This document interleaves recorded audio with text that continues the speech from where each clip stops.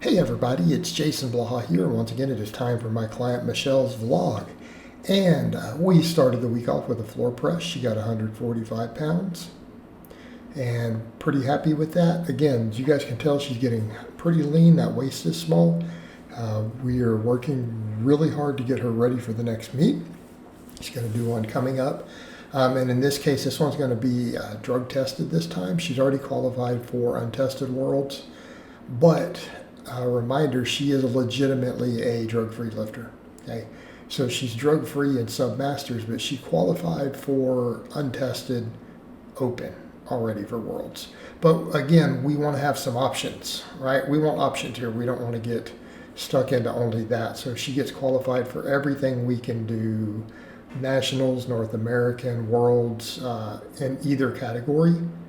It gives us the chance, depending upon her schedule and what she's got going on in life, it gives us 6 opportunities for high-level meets next year, okay, at national level and higher. So that gives us a lot of options. It's going to give us a lot of options. Plus, again, assuming we're going to have anything in the U.S., because we don't always know, that stuff bounces around. So again, we want to have options available for her. So for supplemental work, we do flat bench, we do incline, we do pull-ups, and then we do a lot of triceps.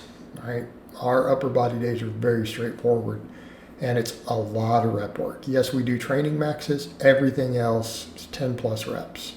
Right, we are just focusing on body composition, focusing on muscle.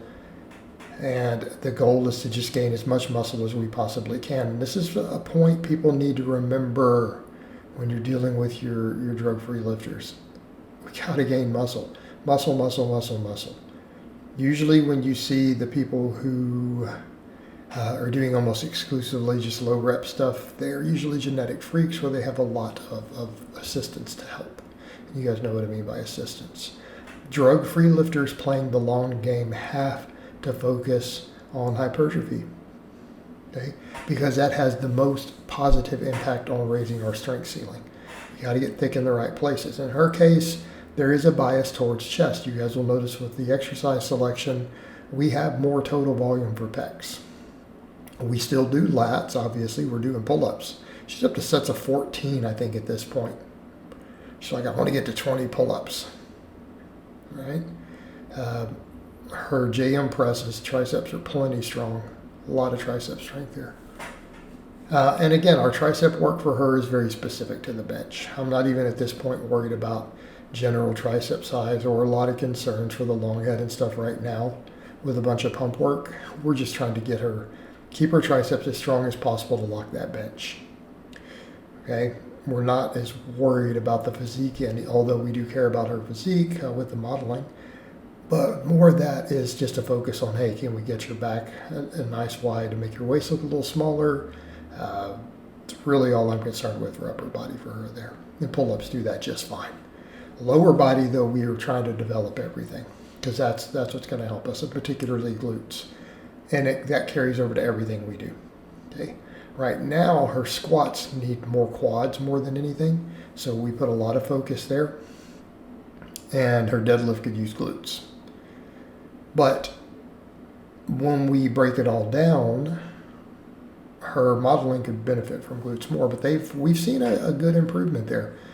They've come up. But we need to get them bigger because that will absolutely impact her ability to hit bigger squats and deadlifts. So again, this is where our priorities are. But again, notice we still train hamstrings. Okay, we do a lot of quad work. Gives us a lot of glute work because we do all the pull-throughs and stuff to help the lockout on the glutes for the lockout on the deadlift. Puts those glutes into that same position, and we're fighting against bands for speed on that. So that's one reason I have her do these is, again, you have to follow through fast, and that's what we need. We need her to snap through faster on those deadlifts. We need her glutes to contract hard, follow through hips to the bar. If we want to improve her deadlift, because she gets good speed off the floor, right? We get good speed in the mid-range. It's the lockout, so I need her to be able to snap through those quicker. And that's a matter of engaging the glutes harder at the top. But as far as even more speed off the floor, we're doing a ton of quad work.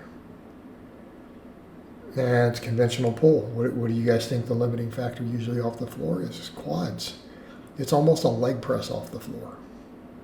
Of course, we do leg press. And here she is doing her ab work. And again, I don't prescribe her ab work. I let her pick whatever she wants and she just runs with it, keeping in mind she is a trainer herself. And I just I give her wiggle room here. I let her have some creativity because I'm so structured with the rest of her strength programming as far as our main days, right? That I like to give her a little bit of freedom there because otherwise you're literally everything I say, and don't always need that. I want her to have a little bit of freedom to coach things like her abs. And it works out well. Here we are doing more additional leg work, of course. Quads and glutes, quads and glutes, quads and glutes. All right? This is what we have to have. And particularly you can tell the difference as she's gotten leaner. We can tell that the quads need to get bigger, although they are a lot bigger than they were when she started. If you see some of the older modeling stuff she has, her legs have gotten definitely thicker. But we can tell since she dropped the weight class with the fat loss that we still have room to grow there. We've got to get those squats up. We've got to get them up if we want that squat up into the 300s, right? Particularly with her being a raw squatter, no knee wraps, we got to have those quads.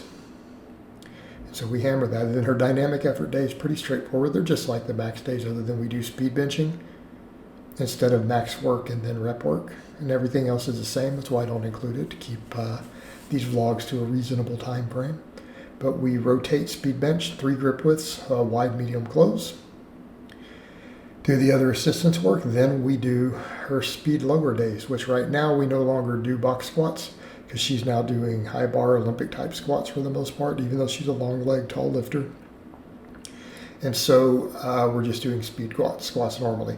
We're running into a little bit of depth issues this week, and I caught it on the first rep there. The second rep was great.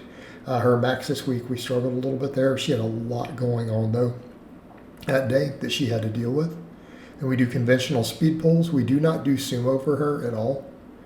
And here she is. She does the same lifts afterwards, and then, of course, she comes up with her own leg work. And I've not seen this before, a one-arm leg raise. This looks difficult. All right, guys, but that's really all I have to say on that today. I hope it's been informative, and I'll talk to you guys next time.